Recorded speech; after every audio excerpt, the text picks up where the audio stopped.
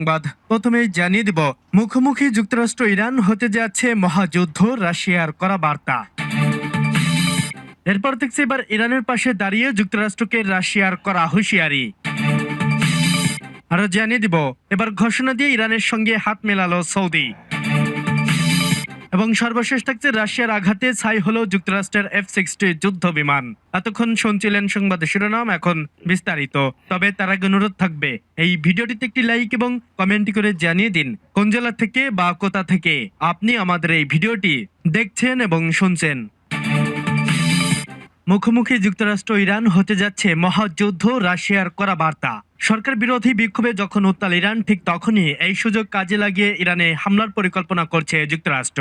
তবে এবার এই হামলা বেশ ভেবেচিন্তে করতে হবে, কারণ গত বছর যখন যুক্তরাষ্ট্র এবং ইসরায়েল ইরানে সম্মিলিত হামলা চালিয়েছিল, তখন তেহরানও কঠোর পাল্টা জবাব দিয়েছে এবং বিশ্বের একমাত্র মুসলিম দেশ হিসাবে কাতারের অবস্থিত মার্কিন ঘাঁটিতে রকেট হামলা চালিয়েছে, যা এ পর্যন্ত বিশ্বের কোনো দেশ করার সাহস পায়নি।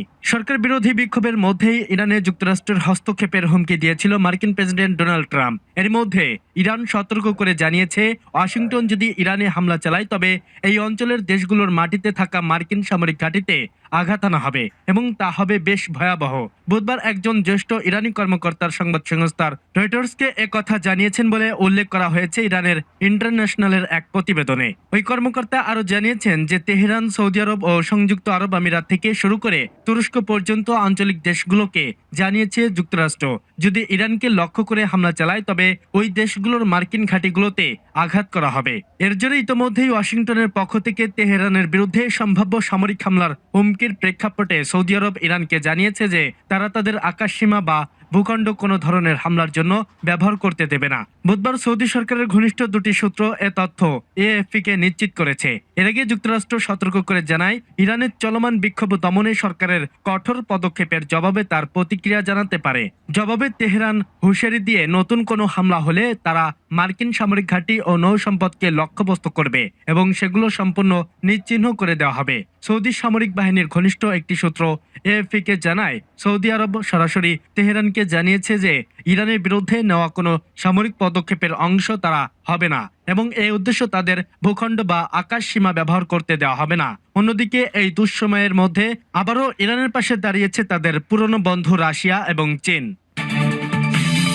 এবার ইরানের পাশে দাঁড়িয়ে যুক্তরাষ্ট্রকে রাশিয়ার করা হুঁশিয়ারি। 2025 সালের ডিসেম্বরের শেষ থেকে ইরানের চরম অর্থনৈতিক সংকটের কারণে দেশ জুড়ে ব্যাপক সরকার বিরোধী বিক্ষোভ শুরু হয়। বিক্ষোভ দমাতে তেহরানের কঠোর পদক্ষেপ নেওয়া শুরু করলে খামেনি প্রশাসনের বিরুদ্ধে সহিংসতার অভিযোগ তুলে সামরিক পদক্ষেপ নেওয়ার হুমকি দেন মার্কিন প্রেসিডেন্ট ডোনাল্ড ট্রাম্প। তবে প্রকাশ্যে কঠোর বক্তব্য দিলেও বাস্তবে এমন পদক্ষেপ নেওয়া তার জন্য অত্যন্ত কঠিন বলে মনে করছেন বিশ্লেষকরা। তাদের মতে ইরানের চলমান বিক্ষোভকে কার্যকরভাবে সহায়তা করার মতো কোনো সহজ বা বাস্তবসম্মত সামরিক কৌশল নেই যুক্তরাষ্ট্রের হাতে।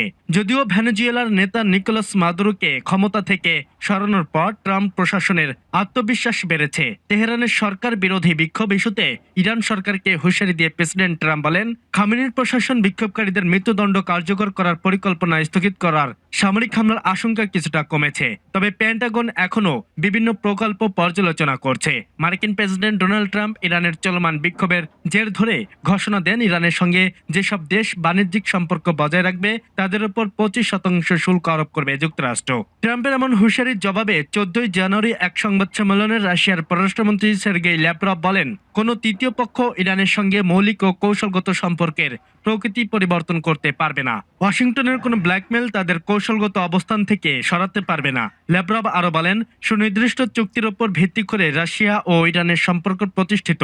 এই সম্পর্ক উভয় রাষ্ট্র এবং তাদের জনগণের স্বার্থ রক্ষা করে। গভীর সম্পর্কের উদাহরণ হিসেবে ভোরে পারমাণবিক বিদ্যুৎ কেন্দ্রে নির্মাণ এবং আন্তর্জাতিক উত্তর দক্ষিণ পরিবহন করিডোরের মতো গুরুত্বপূর্ণ কাঠামো প্রকল্পের কথা উল্লেখ করেন তিনি। সংবাদ সম্মেলনে লাভার যুক্তরাষ্ট্রের কঠোর সমালোচনা করে বলেন, বাস্তবসম্মত এই প্রকল্পের অংশীদারিত্ব কোনো বাহ্যিক চাপে ফটল ধরতে পারবে না। অন্য কোনো দেশ কি বলল বা কি হুমকি দিল তা নিয়ে রাশিয়া বিচলিত নয় বলেও মন্তব্য করেন তিনি। তার মতে ওয়াশিংটন নিজেই যেসব আন্তর্জাতিক নিয়ম বা বিশ্বায়নের প্রচার করছিল, এখন তার নিজেরাই তা লঙ্ঘন করছে। যুক্তরাষ্ট্র যেভাবে তাদের নিজস্ব নীতি বিসর্জন দিচ্ছে তাতে প্রমাণিত হয় আমাদের আমেরিকান অংশীদারিত্ব অত্যন্ত অনির্ভরযোগ্য। ওয়াশিংটনের কোনো ব্ল্যাকমেল তাদের কৌশলগত অবস্থান থেকে সরাতে পারবে না।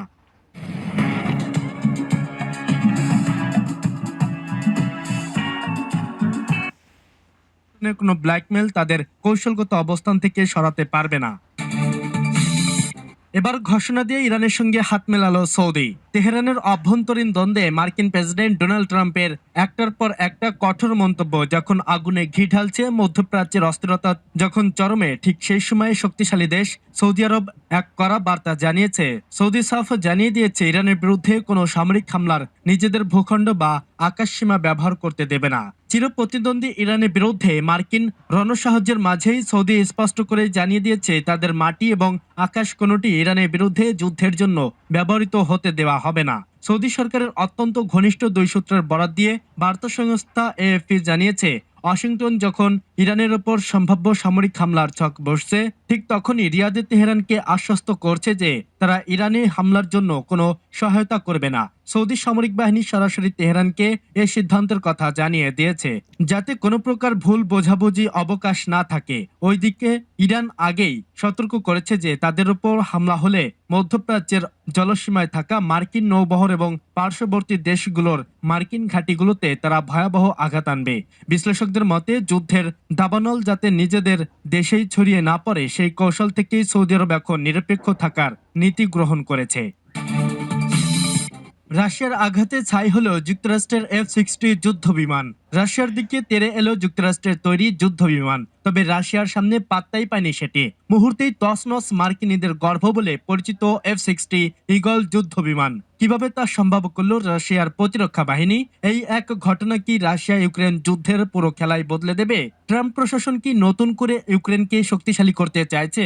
প্রায় 4 বছর ধরে চলমান রাশিয়া ইউক্রেন যুদ্ধের ময়দানে প্রতিনিয়তই ঘটছে নাটকীয় ঘটনা। মার্কিন প্রেসিডেন্ট ডোনাল্ড ট্রাম্প তো মরিয়া হয়েই এই যুদ্ধ অবসানের আপ্রাণ চেষ্টা করছেন, কিন্তু সেই বিষয়ে এখনো সফলতা পাননি তিনি। এদিকে পর্দার আড়ালে আবার ইউক্রেনকে সামরিকভাবে সহযোগিতাও করছে যুক্তরাষ্ট্র।